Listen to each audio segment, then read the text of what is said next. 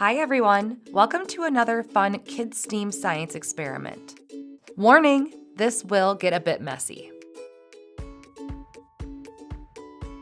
Make sure you have a plastic sandwich bag, colored permanent markers, baking soda, vinegar, and paper towels.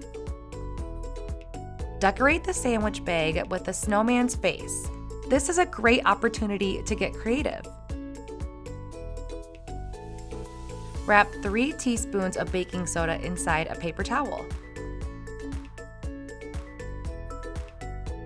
Now place that paper towel with the baking soda inside in the plastic bag. Pour 1 to 2 cups of white vinegar into the sandwich bag and quickly seal it. Stand back and watch as the bag begins to inflate and possibly explode.